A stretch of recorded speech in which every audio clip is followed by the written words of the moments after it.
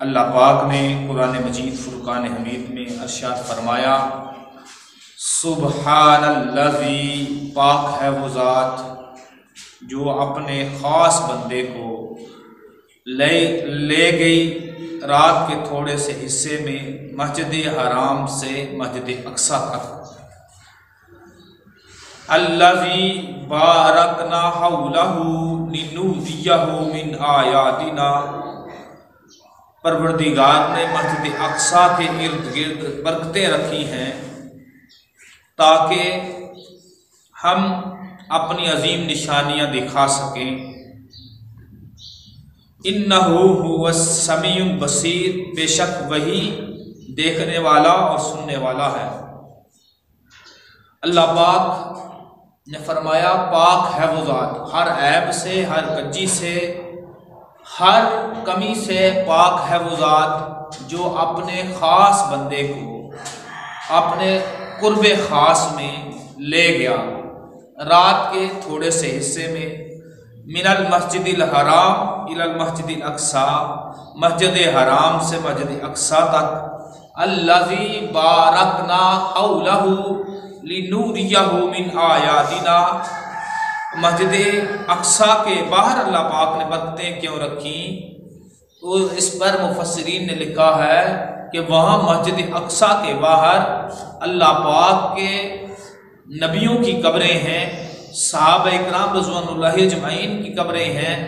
تو اس وجہ سے اللہ پاک نے فرمایا مسجد کے اندر تو برکتیں ہوتی ہیں، مسجد کے باہر برکتیں کیوں ہیں؟ اس وجہ سے کہ باہر مسجد کے باہر اولیاء اعظام اور صحابہ اکرام اور انبیاء اکرام کی قبور ہیں، اس وجہ سے برکتیں ہیں۔ پتہ یہ چلا قرآن کی اس آیت سے کہ انبیاء کی قبروں کے پاس سے گزرے تو برکتیں حاصل ہوتی ہیں، اور صحابہ اکرام رضوان اللہ اجمعین کی قبروں کے پاس سے گزرے تو برکتیں حاصل ہوتی ہیں، اولیاء اعظام کی قبروں کے پاس سے گزرے تو برکتیں حاصل ہوتی ہیں۔ تو پتہ یہ چلا کہ اللہ پاک نے اپنے خاص بندے کو سیر کرائی۔ کس بات کی سیر تھوڑی نہیں تھی، بلکہ اللہ پاک نے یہاں پہ مسجد حرام الی المسجد اقصی کا ذکر کیا، آگے ذکر نہیں کیا۔ اس کی وجہ یہ ہے کہ اللہ پاک ہماری عقل کے مطابق بات کر رہے ہیں کہ ہماری عقل یہاں تک تسلیم کرتی ہے، یہاں تک مانتی ہے، بلکہ اللہ پاک نے تو یہ فرمایا ثم دنا فتدلى فكان قاب قوسين او ادنى، کہ میں اپنے محبوب کو اتنی بلندیوں پہ لے گیا، اتنے عروج پہ لے گیا کہ 2 تیروں کا کمان کا فاصلہ رہ گیا، اور بلکہ مفسرین نے یہاں پہ لکھا ہے کہ 2 کمان کا فاصلہ بھی نہیں تھا۔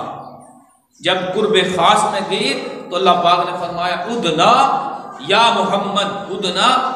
یا محمد، اے محمد میرے قریب ہو جا۔ اور مفسرین نے لکھا ہے جس طرح یار یار کو گلے ملتا ہے، اسی طرح قرب خاص میں پروردگار مصطفیٰ کے ساتھ ملتے ہیں۔ اللہ پاک سے دعا ہے کہ اللہ پاک